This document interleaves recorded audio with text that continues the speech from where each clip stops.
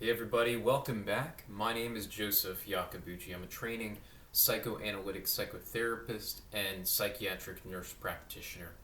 And one thing that I find very interesting is this notion of patterns within our lives.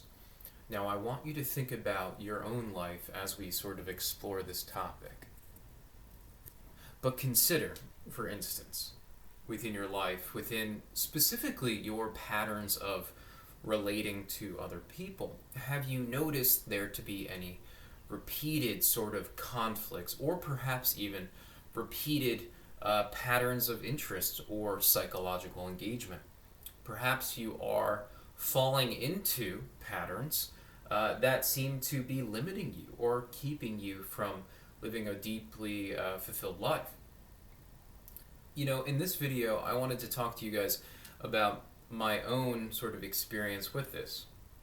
It was maybe about, I don't know, a few years ago now, but I discovered the work of a psychiatrist, psychoanalyst, and neuroscientist. He wrote the book, The Brain's Way of Healing, and his name is Dr. Norman Deutsch. He's a Canadian psychoanalyst, and he was interviewed and he discussed this sort of reality of patterns. He discussed it in light of archetypes. And for quite a long time, I've sort of felt, not necessarily understood rationally, but felt that in some sense, nature has a say in the way that, our perception of the world is colored. And that we have to respect nature in that way if we are to, in some sense, overcome our nature, transcend our nature, to have any real, genuine form of spirituality or discipline of our emotional lives.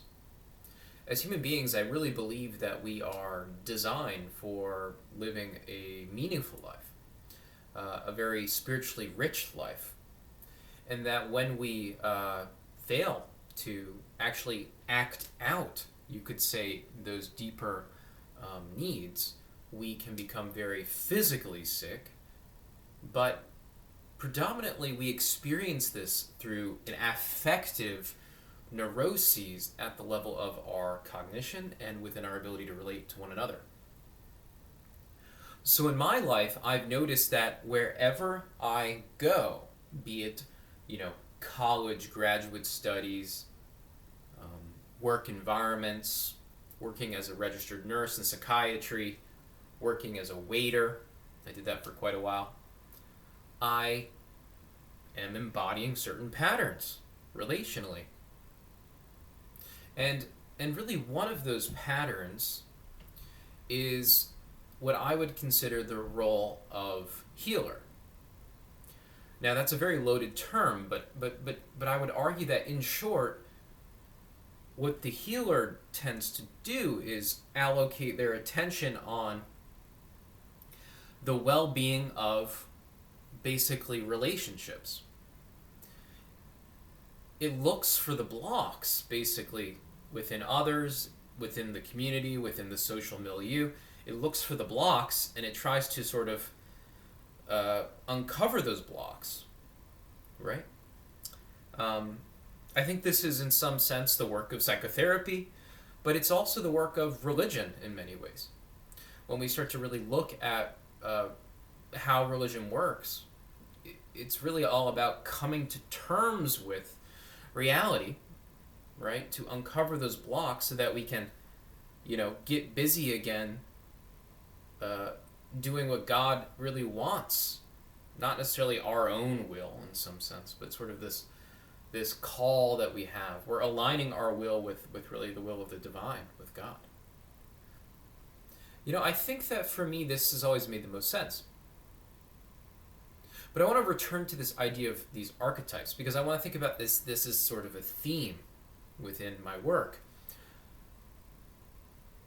The way that I want to work with people is deeply, deeply spiritual. It isn't very medical. That isn't to say that medical doesn't matter, but what we need to look at is the primary factor, namely what I'm calling the psyche or the soul. And how we know via the soul, it would seem to me, is through matters of conscience. Matters of conscience.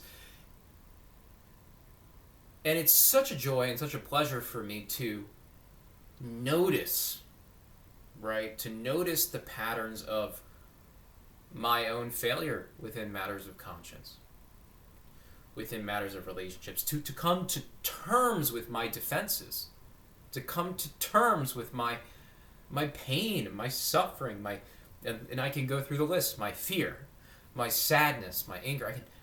What a joy and a pleasure to be honest about those things.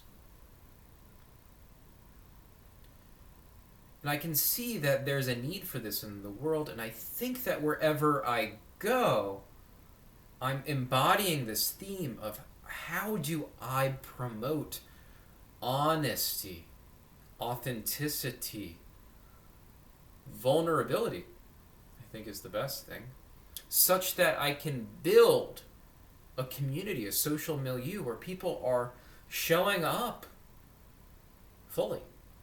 And that if people show up fully, that there's this protective factor, this spirituality that pervades everything, this sense of connection.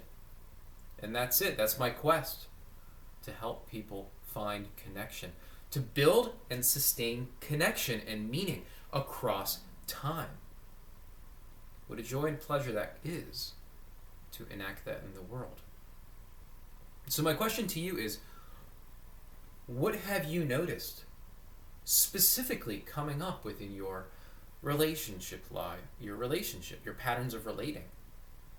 Because I think we find ourselves not through looking necessarily at ourselves, but through watching ourselves within the domain of relating.